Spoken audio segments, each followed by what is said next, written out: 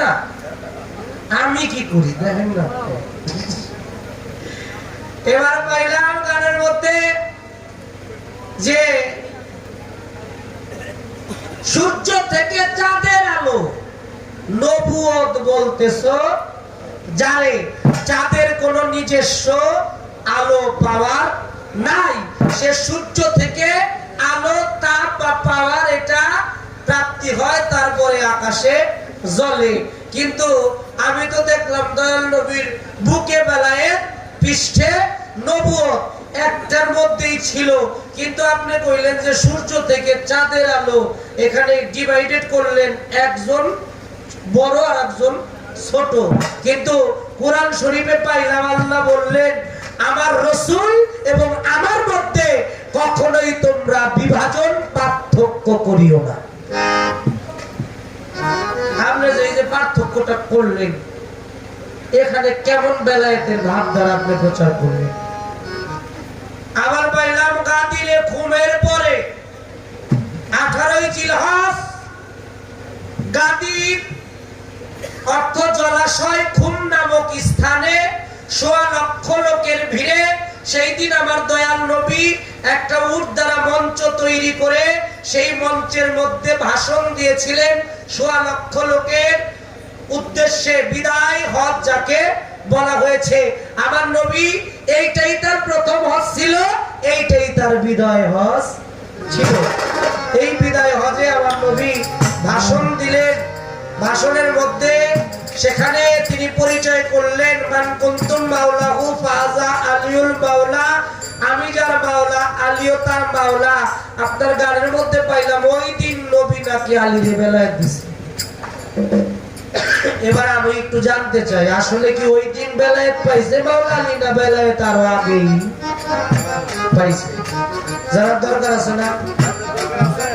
আমার নবী বলেছে আলী এবং কোরআনের মধ্যে কোনো পার্থক্য নাই, আলী এবং কোরআনের মধ্যে কোনো পার্থক্য নাই। মুমিন সেনার একটা কষ্টি পাথর হলো মাওলা আলী। মুমিন ছাড়া কেউ আলীকে ভালোবাসবে না, আর কাফের ছাড়া আলীকে কখনো কেউ ঘৃণাও করবে না।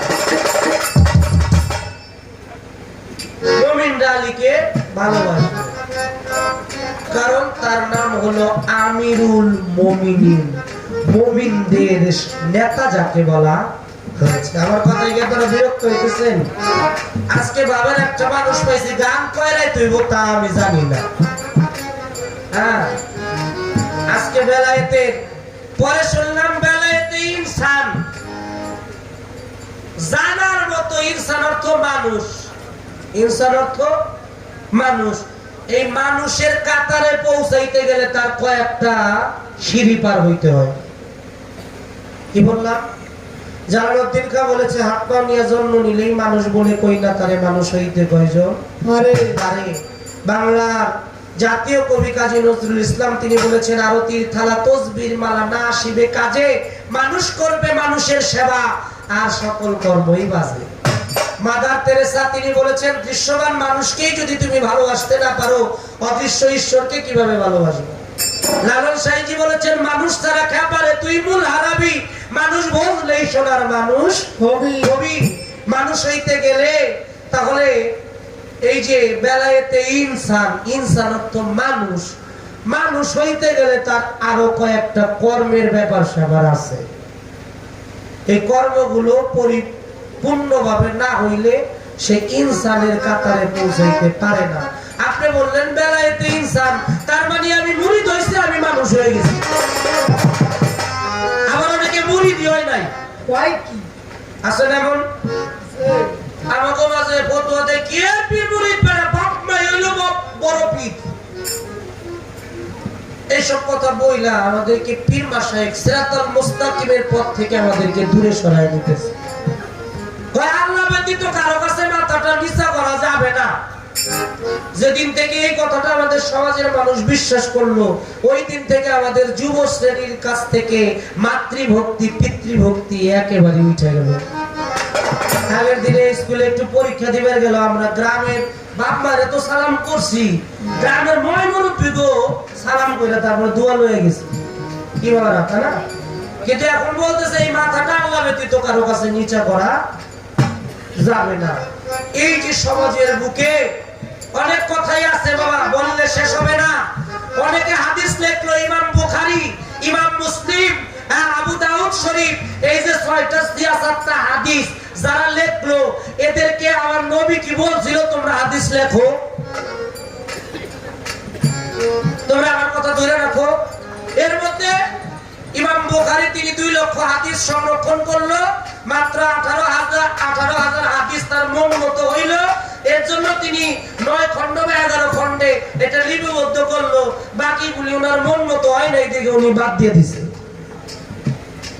বিষয়টা কি? এই যে ধর্মের যে সমস্যাগুলি, এই আমাদের ধর্মের এই রোগটা, এই ব্যাধি, এই সমস্যাগুলো কে সমাধান করবে? আমার নবীর সিরাত সম্বন্ধে যদি না জানে, আহলে বায়াত সম্বন্ধে যদি না জানে, পাক পাঞ্জাতন সম্বন্ধে যদি না জানে, ওলি আল্লাহ সম্বন্ধে যদি না জানে, সে কখনোই সত্য সরল পথে আসতে পারবে না। তাই আমার নবীকে চিনতে হবে, নবীকে জানতে হবে। বাশারি, মালাকি, হাকিকি, এই 3 অবস্থার নবীকেই আপনাকে জানতে হবে, চিনতে হবে, তাকে উপলব্ধি করতে হবে। এই পর্যন্ত আমার আলোচনা রাখলাম।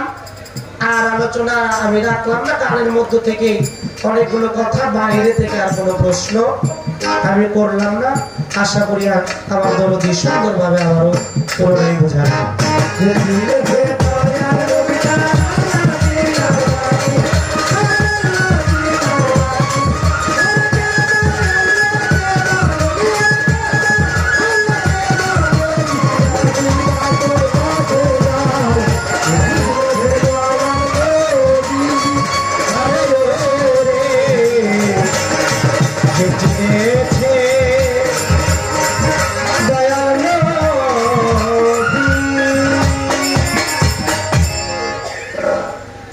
আরেকটি গান